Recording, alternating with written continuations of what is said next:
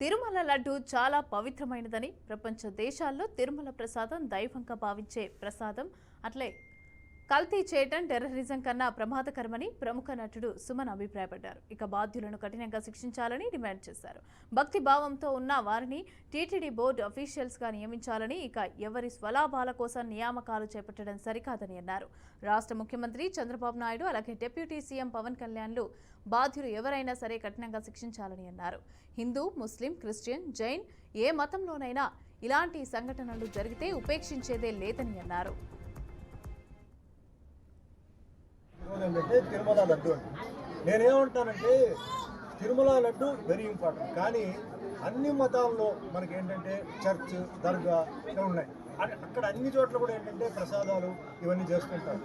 ఇప్పుడు వాళ్ళ ఆరోపణ ఏంటంటే దాంట్లో యానిమల్ ఫ్యాట్ అన్నీ మిక్స్ అయి ఉంది అని చెప్పారు. సరే, కొందరేమో చెక్ చేసాం ఉందంటున్నారు. సరే, ఉందనుకుంటే మరి అక్కడ ఉన్న బోర్డు వాళ్ళు ఏం చేశారు, అక్కడ ఉన్న ఒఫీషియల్స్ ఏం చేశారు? మరి ఇది ప్రాసెసింగ్లో అదన్నీ చెక్కింగ్ ఉంటుందని విన్నాను. అంటే ట్యాంకర్ రాగానే చెక్కింగ్ ఉంది. మరి ట్యాంకర్ నుంచి ఎట్లా పాస్ అయింది? కాబట్టి ఇది చాలా జాగ్రత్తగా పరిశీలించి ఎవరైతే తప్పు చేస్తారో వాళ్ళని కఠినంగా శిక్షించాలి. ఎందుకంటే అనుమానం ఒక్కసారి వచ్చిన తర్వాత అది అందరి మీద పోతుంది. వాళ్ళు చేసారో లేదో, ఒక ఆఫీస్లో ఒకటి తప్పు చేస్తే అందరికీ చెడ్డ పేరు వస్తుంది. అది తప్పదు, అది జరగకూడదు. ముఖ్యంగా ఏంటంటే ఇలాంటి భక్తి విషయంలో, దేవుడి విషయం ఏదైనా సరే, నేను చెప్పేది ముస్లిం అయినా, క్రిస్టియన్ అయినా, జైన్ అయినా, ఏదైనా దేవుడు ప్రసాదం వచ్చి అలా చేయడం చాలా మహాపాపం. అందులో వెంకటేశ్వర స్వామి పాత్ర నేను చేశాను. తిరుమలకు ఈరోజు ఏంటంటే భారతదేశంలో ప్రపంచం నుంచి వస్తున్నారు. లడ్డు అంటే అంత ఒక సెంటిమెంట్. ఆ లడ్డు ఎన్నో ఊరికి కొరియర్లు వెళ్తుంది. ఆ లడ్డు అంటే ఒక అది అంటే తింటేనే ఏదో ఆరోగ్యం బాగాలేకపోతే ఆ లడ్డు తినేసిన తర్వాత మాకు బాగుంది అంటే అంత సెంటిమెంట్ ఉన్న ఒక లడ్డుని అలా చేసేవాడిని వదలదు.